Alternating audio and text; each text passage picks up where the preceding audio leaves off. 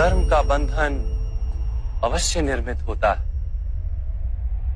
किंतु कार्य का बंधन निर्मित नहीं होता पार्थ। तुम्हें कर्म और कार्य के बीच क्या भेद है, ये जानना आवश्यक है। सभी कर्म कार्य, किंतु सभी कार्य कर्म नहीं। कर्म उस कार्य को कहते हैं जिसके साथ फल की आशा जुड़ी। मनुष्य जब भी सुख की, संपत्ति की, प्रशंसा की आशा रखकर कोई कार्य करता है तो वो उस कार्य के फल से बंध जाता है। जब किसी कर्म को फल की आशा से किया जाए तो उसे सकाम कर्म योग कहते हैं, और जब किसी कर्म को बिना किसी फल की आशा से किया जाए तो उसे निष्काम कर्म योग कहते हैं। इसी कारण से उसे बार बार जन्म लेना पड़ता है। वास्तव में मनुष्य को कोई कर्म नहीं बांधता, उस कर्म से जुड़ी आशाएं उसे बांधती।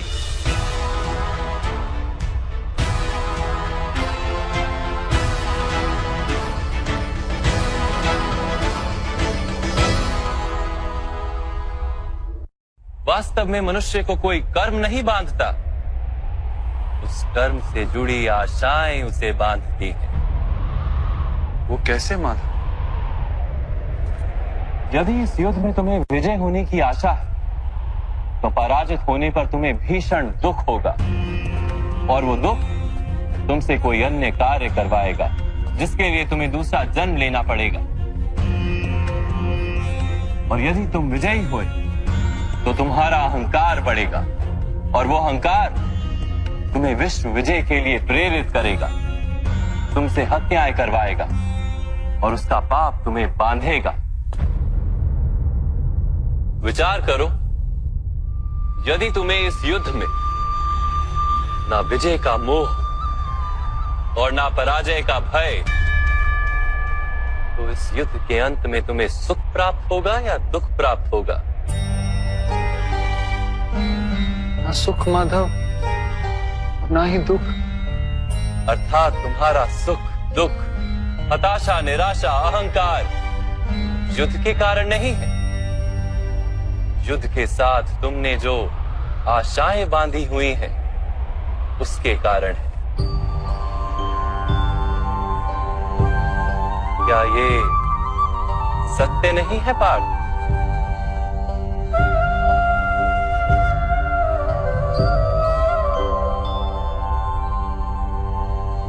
सुख दुखे समे कृत्वा लाभा लाभो जया जयो ततो युद्धाय युज्यस्व नैवं पाप मवाप्स्यसि।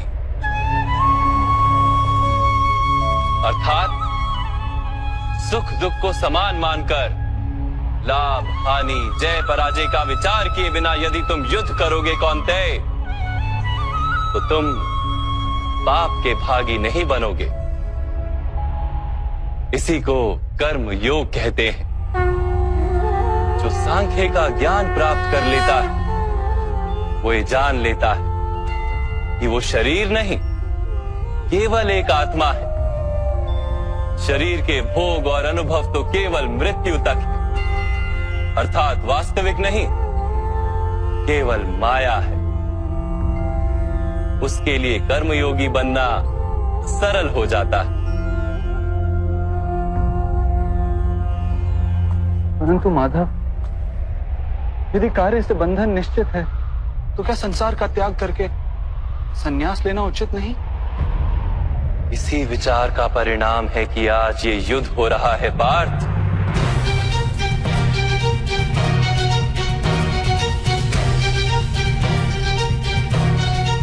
विचार करो, जब सत्व गुण से भरे धर्म को जानने वाले लोग कर्मों का त्याग करते हैं,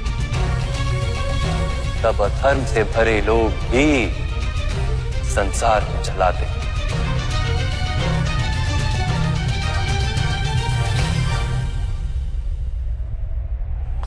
यदि महामहिम ने संसार का त्याग ना किया होता तो आज अधर्म इतना बढ़ता ही नहीं।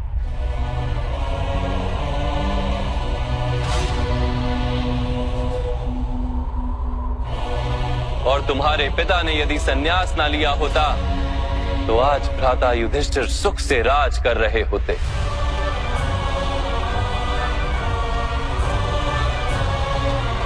और अपनी प्रजा को न्याय और धर्म का ज्ञान दे रहे होते।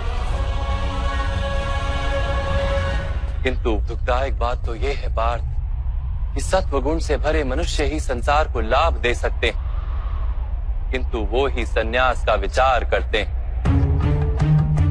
जैसे जल तो भाप बनकर उड़ जाता है और कीचड़ वहीं पड़ा रहता है, वैसे सत्वगुणी सज्जन लोग तो संसार का त्याग कर देते और तमस से भरे अधर्मी लोग संसार में कार्य करते हैं। इसी कारण से संसार में पाप और अधर्म बढ़ता है।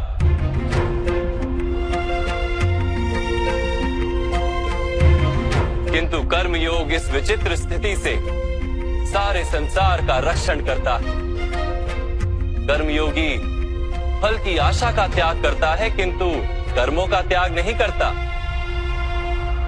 वो इसी संसार में रहता है सन्यासी की भांति, सारे कार्य करता है किंतु उनमें लिप्त नहीं होता। कर्मयोगी अपनी संतानों से, स्वजनों से, अपनी प्रजा से कोई अपेक्षा या आशा नहीं रखता। स्वयं उसे संन्यास का लाभ होता है, किंतु समाज को संसारी की भांति लाभ देता। मनुष्य अपनी संतानों के सुख के लिए श्रम करता है माधव। अपनी संतान से सुख की अपेक्षा कैसे न रखे? मनुष्य अपनी संतानों के लिए जो भी करता है वो व्यापार है या प्रेम पार? प्रेम माधव। तो फिर अपने कार्यों के प्रति फल की इच्छा क्यों पार? भविष्य का लाभ तो व्यापार में देखा जाता है, प्रेम में नहीं। जो मनुष्य अपनी संतानों का चरित्र निर्माण उचित रूप से करता है, संतानों को प्रेम और धर्म के संस्कार देता है, उसकी संतानें भी मनुष्य को प्रेम और सुरक्षा अवश्य देती। संतानों के कर्म, स्वजनों के व्यवहार उनके कर्म है पार, और जब उनके कर्मों पर हमारा कोई अधिकार नहीं होता तो उनसे आशाएं और अपेक्षाएं रखने का क्या प्रयोजन?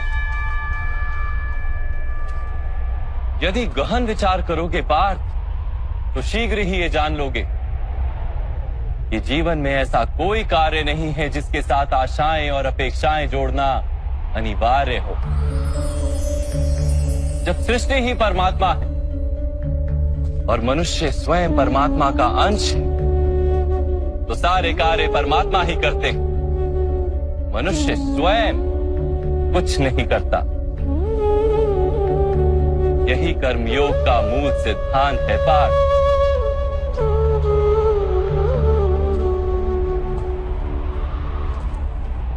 तुम्हें भी कर्मयोगी बनकर ये युद्ध करना आवश्यक है पार्थ। त्रिगुणिया विश्या वेदा निस्त्रिगुण्यो भवार्जुना, निर्द्वंद्वो नित्य तत्वस्थो निर्योग क्षेम आत्मवान। तीन गुणों का त्याग करके निर्गुण बन जाओ पार्थ। इस द्वंद्व से मुक्त हो जाओ।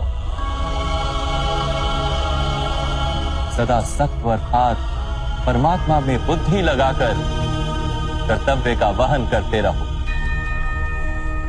कुछ प्राप्त करने की इच्छा और कुछ प्राप्त किए हुए का रक्षण करने का विचार त्याग दो पार्थ, और अपनी आत्मा को स्वतंत्र कर।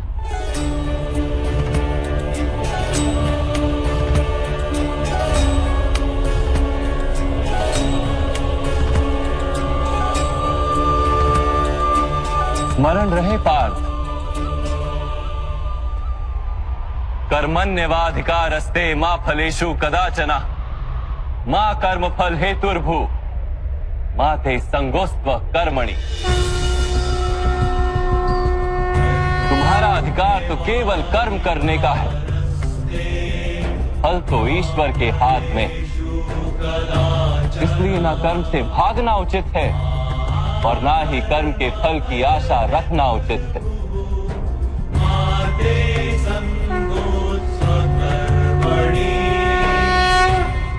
जो फल का त्याग कर दे परंतु कर्म का त्याग ना करे, ऐसे कर्म योगी को कैसे जाना जा सकता है माधव?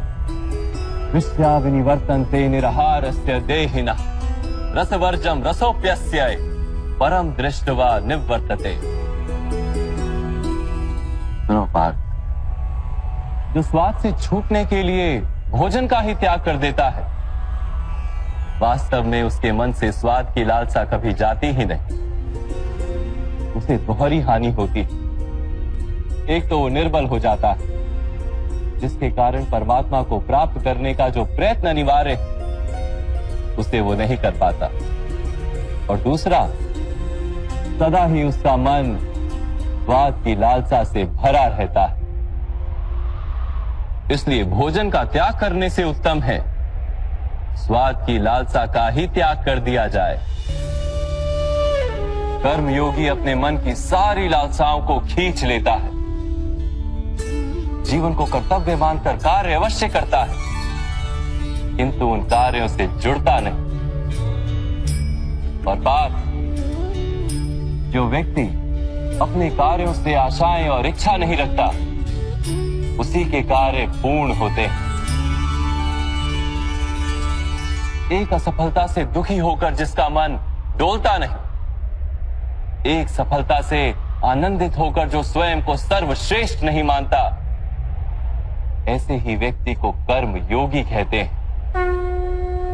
और ऐसा व्यक्ति जीवन में बार बार सफल होता है।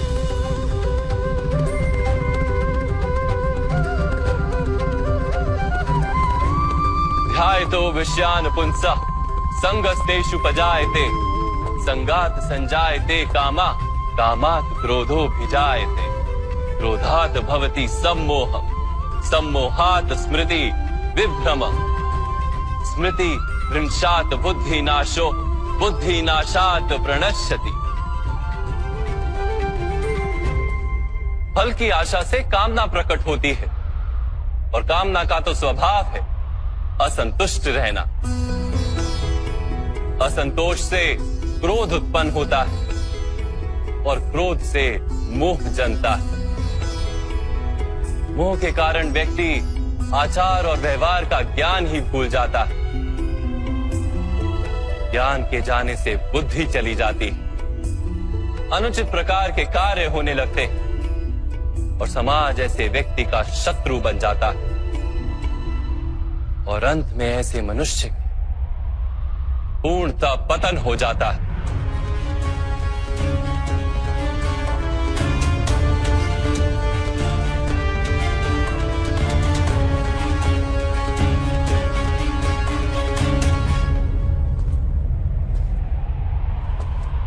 जैसे भ्राता दुर्योधन, उनके सेनापति महामहिम उनके ही शत्रु हैं, और तुम्हें विजय का आशीर्वाद दिया।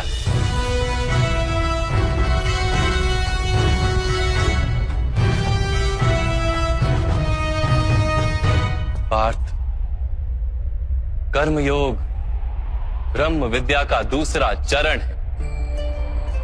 परमात्मा में अपनी बुद्धि स्थिर करो, स्वयं को आत्मा जानो, मिथ्या बंधनों से मुक्त हो जाओ,